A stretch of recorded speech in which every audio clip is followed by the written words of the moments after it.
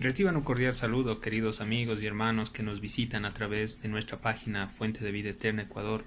Seguimos con nuestro estudio expositivo de la segunda carta del apóstol Pablo a su hijo espiritual Timoteo. Cuando vamos a 2 de Timoteo capítulo 1, verso 8, la palabra del Señor dice: por tanto no te avergüences de dar testimonio de nuestro Señor, ni de mí preso suyo, sino participa de las aflicciones por el Evangelio según el poder de Dios. Note usted que Pablo, en la continuación de este mensaje, le empieza a animar a Timoteo con estas palabras, porque él conocía directamente el carácter de Timoteo. Timoteo era un muchacho, como lo habíamos dicho con anterioridad, que tenía un problema y era su timidez. Tenía bastante temor al enfrentarse en ciertos asuntos que necesitaban ser resueltos dentro de la congregación allí en la iglesia en Éfeso. Cuando Pablo le dice no te avergüences de dar testimonio del Señor, Pablo lo que le está diciendo es que tenga ánimo de predicar el Evangelio con libertad. Cuando hablamos del testimonio del Señor, se está hablando del mensaje del Evangelio acerca de nuestro Señor Jesucristo. Entonces, Pablo lo que estaba diciéndole a Timoteo es que no se sienta avergonzado cuando él mencione o proclame el nombre de nuestro amado Señor Jesucristo a través de las persecuciones que se estaban presentando dentro de la congregación, pero también de lo que iba a venir posteriormente. Entonces el verso 8 dice que él tenía que encorajarse, tenía que fortalecerse para predicar a Cristo Jesús nuestro Señor. Y también él decía que no se avergüence de Pablo, y Pablo aquí muestra sus marcas, y entre ellas fueron que él fue un hombre sufriente, un siervo sufriente, porque tuvo directamente que predicar el Evangelio, y por causa de la predicación él fue encarcelado. Aquí Pablo da confirmación de ello, porque dice: no te avergüences de dar testimonio de nuestro Señor, ni de mí, preso suyo. Entonces, Pablo tuvo una relación tan preciosa con nuestro amado Señor, que él fue tan celoso de exponer incluso el Evangelio, y por causa de la predicación, de la fidelidad, del amor que Pablo tuvo por nuestro amado Señor Jesucristo, él se vio en graves problemas. Ustedes saben que cuando ustedes van, por ejemplo, a Efesios capítulo 3, verso 1, cuando van a Filipenses, por ejemplo, capítulo 1, del verso 12 al 14, se dan cuenta directamente la relación que Pablo tuvo con nuestro amado Señor Jesucristo, más las cartas que él escribe aquí, que son 14 epístolas, en su mayoría fueron escritas desde la cárcel. Entonces, Pablo lo que le estaba diciendo a Timoteo es que él tenía que armarse de valor, es decir, Timoteo, a tal punto que si él predicaba el Evangelio y venían las persecuciones, él tenía que, incluso si era necesario, también estar preparado para poder ser también encarcelado como Pablo. Entonces, por causa de la predicación del Evangelio, por causa de la vida eterna, por este camino precioso, la libertad de Timoteo obviamente pudo quedar expuesta por cierta clase de peligros. Y bueno, yo quiero que usted me acompañe a Hebreos capítulo 13, verso 23, más adelante. Vamos un ratito. Hebreos capítulo 13, verso 23. Las escrituras nos dicen lo siguiente. Hebreos 13, 23. Mire que Pablo le transmite a Timoteo un mensaje de aliento, en el que vemos aquí la culminación del ministerio de Timoteo. Timoteo, de lo que era un muchacho tímido, llegó a ser un muchacho valeroso, lleno de poder, de valentía para predicar el Evangelio, y esto le ocasionó a Timoteo la cárcel. ¿Dónde está eso? Hebreos capítulo 13, vamos a leer desde el verso 22 en adelante. Las escrituras dice: os ruego, hermanos, que soportéis la palabra de exhortación, pues os he escrito brevemente. El verso 23 dice: sabed que está en libertad nuestro hermano Timoteo. Aquí surge el personaje de las cartas del apóstol Pablo a Timoteo. Obviamente, este pastor joven fue encarcelado. Entonces dice: sabed que está en libertad nuestro hermano Timoteo, con el cual dice: si viniere pronto, iré a verlo. ¿cierto? Ahora, los detalles obviamente del encarcelamiento de Timoteo prácticamente se desconocen, pero estamos convencidos que al igual que su padre espiritual, Pablo, Timoteo también fue detenido por causa de la predicación del Evangelio. Volviendo a segunda de Timoteo capítulo 1, verso 8, Pablo le dice aquí también: participa también de las aflicciones por el Evangelio según el poder de Dios. Aquí ya Pablo le está hablando de una manera franca a Timoteo de que el ministerio no era perita dulce, no era un caramelo fácil de chupar. El ministerio era algo complejo, algo que tenía directamente que enfrentar Timoteo, y era la oposición y la persecución no solo de los hermanos falsos dentro de la iglesia en Éfeso, no solo de los falsos pastores, falsos profetas, sino también de las amenazas que venían de afuera. Entendamos nosotros que la iglesia en Éfeso estaba sentada en medio de un templo que se erigió a una diosa pagana, y recordemos y refresquemos nuestra memoria. Era Artemisa Diana de los Efesios, a quien le daba culto la mayoría de la gente de esta ciudad de Éfeso. Y que Dios haya levantado una iglesia en Éfeso era porque Dios tenía gran misericordia de estas personas y quería que muchos vengan al conocimiento de la verdad. Es allí que nosotros hemos enfatizado muchas veces que Dios sabe dónde Él pone las congregaciones, así sean en las ciudades más depravadas, donde haya bastante maldad, bastante crueldad, delincuencia, pero Él tiene un fin, Él tiene un propósito.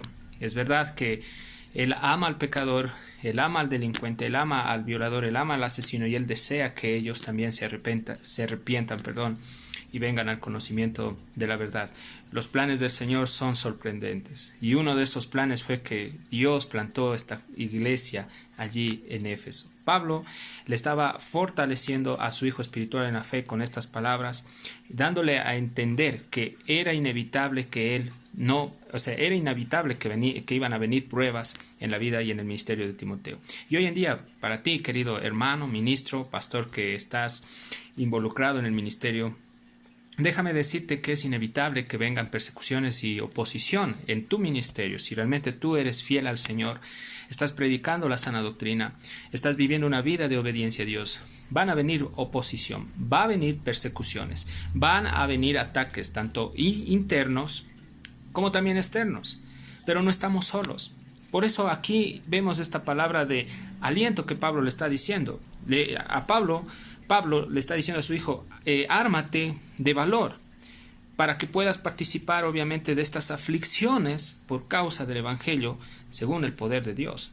Aquí no está diciéndole Pablo que participes de las aflicciones por las malas decisiones que tú estás tomando. Ahora, hay que diferenciar que a veces en la vida de muchos hombres puede venir dolor, sufrimiento y aflicciones por las malas decisiones que ellos han tomado fuera de la voluntad de Dios. Dentro del contexto aquí, Pablo le está diciendo a su hijo espiritual que las aflicciones que él tenía que padecer tenían que ser obviamente por una causa, y era la causa de Cristo Jesús. Queridos hermanos, es maravilloso, es el Señor.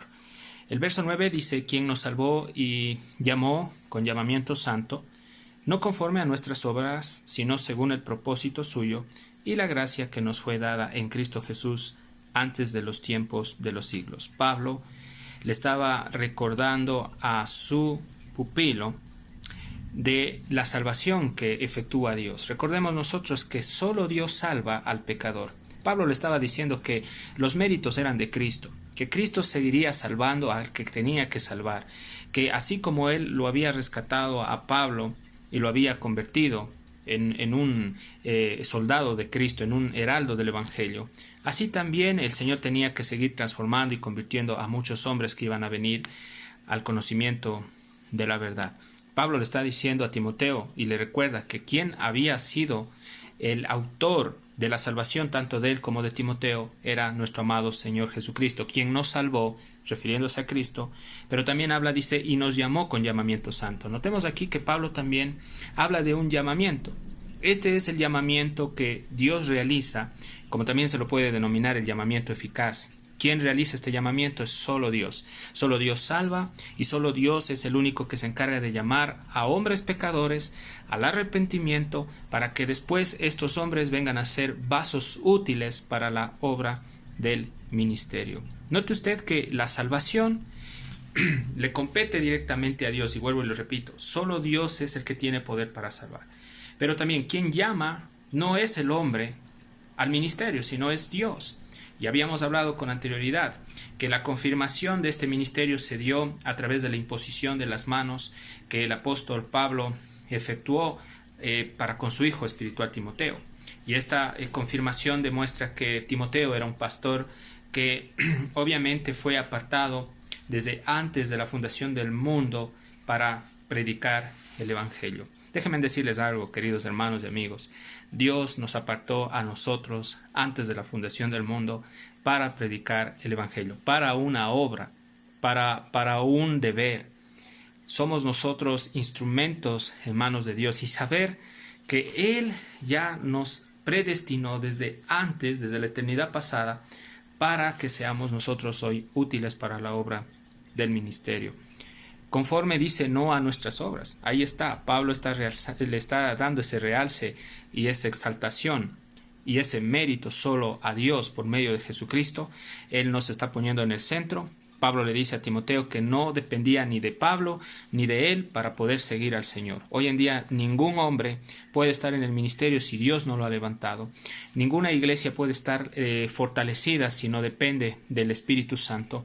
Recordemos nosotros que quien hace la obra o efectúa la obra en el ministerio es Dios a través del Espíritu Santo. Muy diferente que también el Señor obviamente utilice las herramientas, los instrumentos que somos nosotros.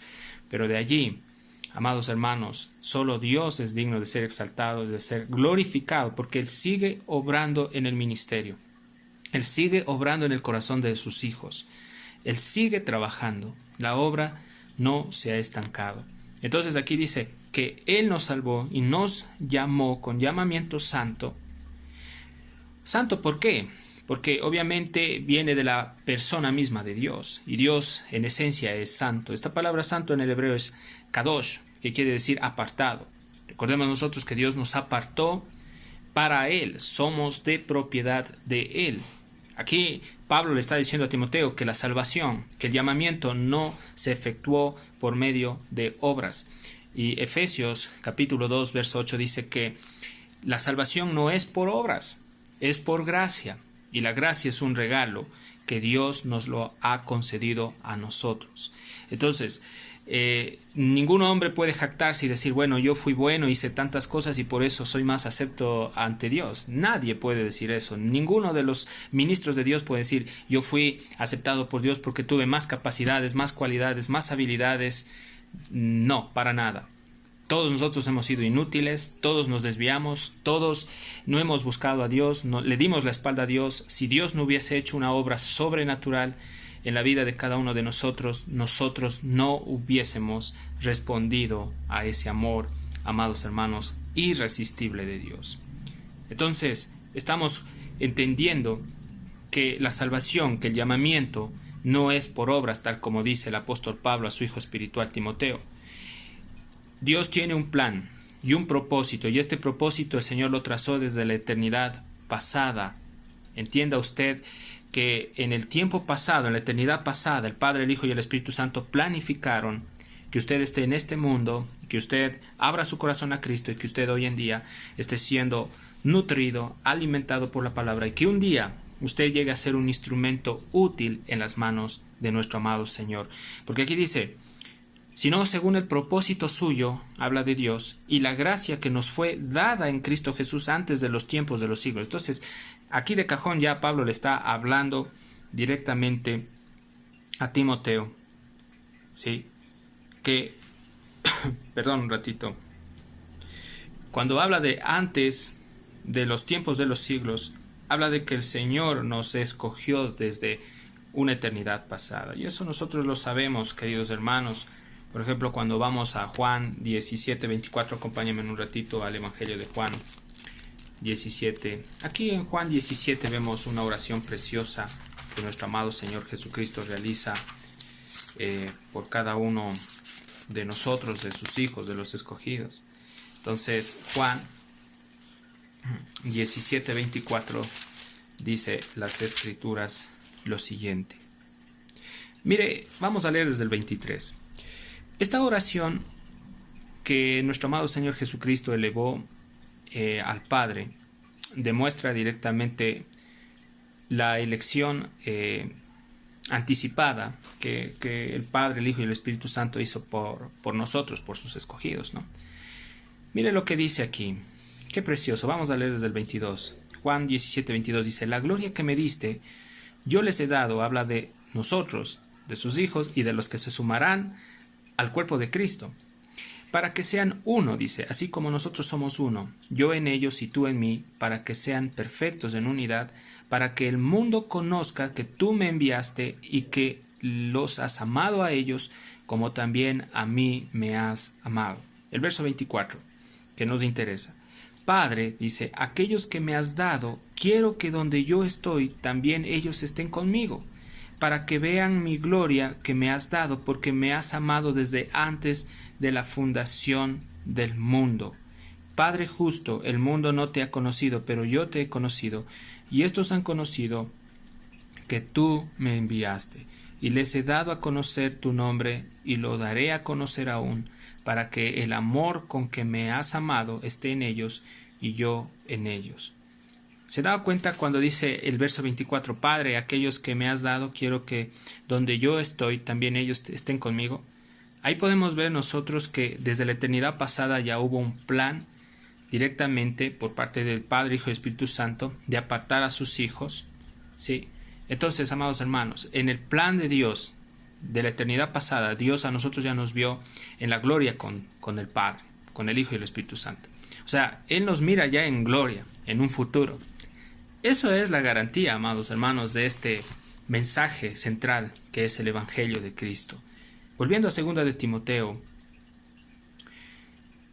yo quiero agradecerle a Dios, ¿no?, por este verso que sigue, porque dice, pero que ahora ha sido manifestada por la aparición de nuestro Salvador Jesucristo, al cual quitó la muerte y sacó a luz la vida, la inmortalidad por el Evangelio. Pablo le está diciendo a Timoteo que todo lo que estaban profetizando directamente los profetas menores, los profetas mayores en el antiguo pacto, hablaba de la luz, de la salvación del mundo, de la solución para el hombre, y era directamente Cristo. Pablo realza aquí que la piedra principal del ministerio es Cristo, es su evangelio, es su mensaje, queridos hermanos.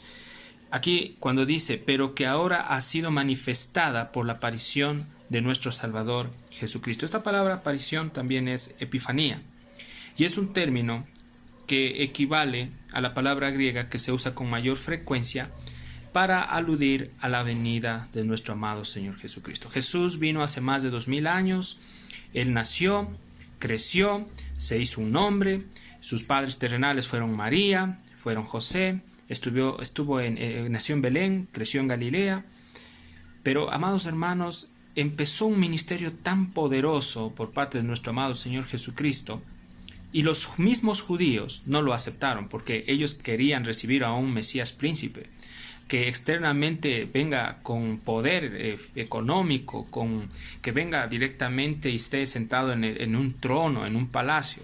Pero no se dieron cuenta que el Rey de Reyes y Señor de Señores estaba en medio de ellos. Ellos no querían aceptar a Jesús como Señor porque le decían que era un blasfemo, que al ser el hombre, él se decía que era Dios. No quisieron creer en Jesús.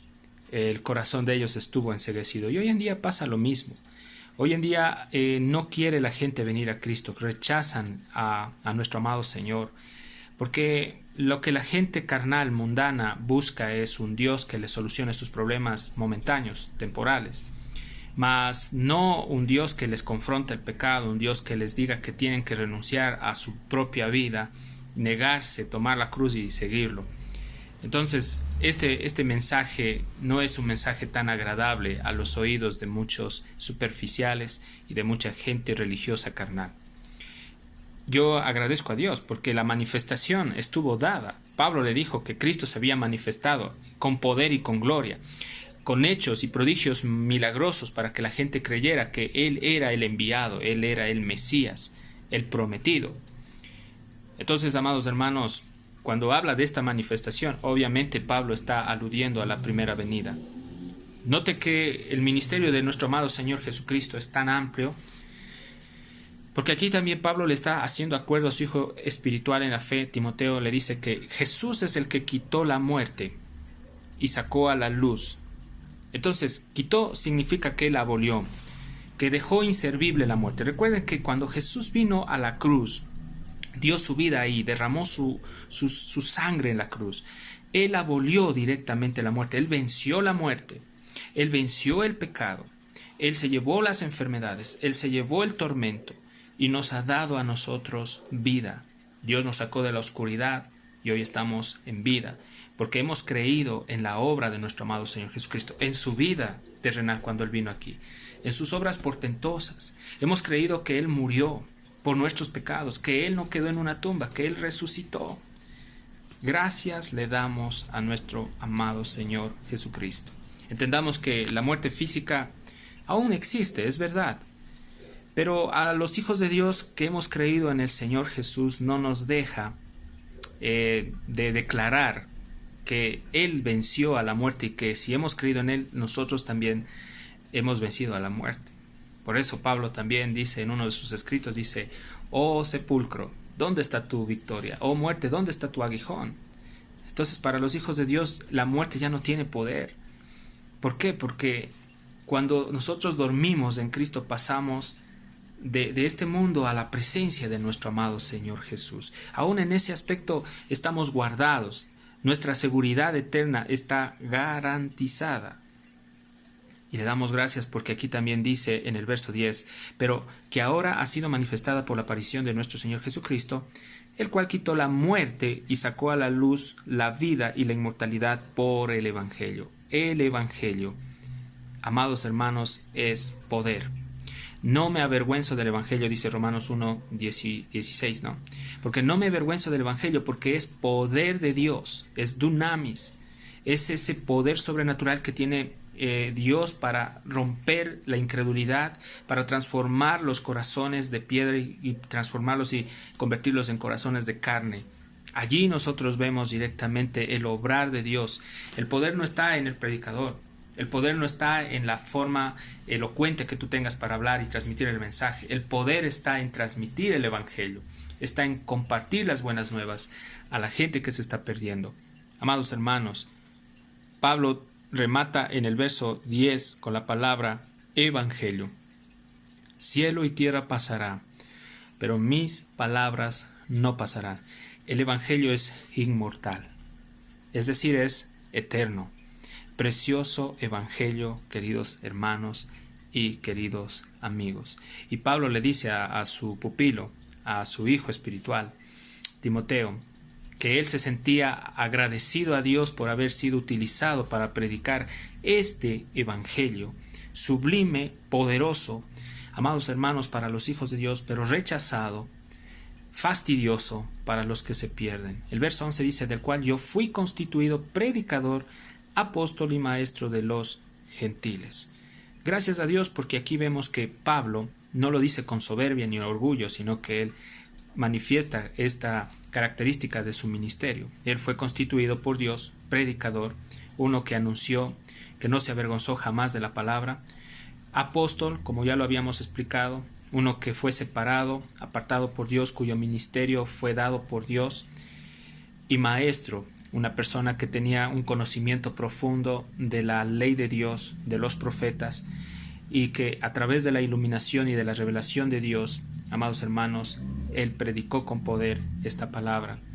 Le agradezco al Señor Jesucristo por este mensaje, queridos hermanos, y espero que podamos seguir avanzando en esta labor preciosa. Hasta aquí quedamos, queridos hermanos, en este estudio expositivo. Quiero invitarles a ustedes que, si desean, se suscriban a nuestro canal Fuente de Vida Eterna Ecuador. Allí, si usted desea, puede darle un like en esa campanita para que pueda recibir las predicaciones que se están subiendo. Vamos a terminar con una oración. Padre, te damos gracias por darnos la oportunidad y el privilegio de poder transmitir tu palabra. Sabemos que hay necesidad, pero sabemos también, Dios mío, que tú sigues, Señor, obrando en el corazón y quieres que aprendamos, Señor, a conocer tu plan, tu perfecto propósito, Señor, para nuestras vidas. Hoy en este día te pido por cada hermano, por cada hermana, por cada amigo, por cada amiga, por cada persona que mira estos videos, para que tú, Señor, seas tocando el corazón de los que tengas que tocar, salvando a los que tengas que salvar. Padre amado, te pedimos por tu iglesia en el mundo entero, por los ministerios, Dios mío, y ayúdanos, Señor, a seguir, Padre, sembrando la semilla. Todo esto te lo pedimos en el nombre de tu Hijo Jesús. Soy su amigo Gabriel. Les deseo que tengan un excelente fin de semana. Que Dios los bendiga.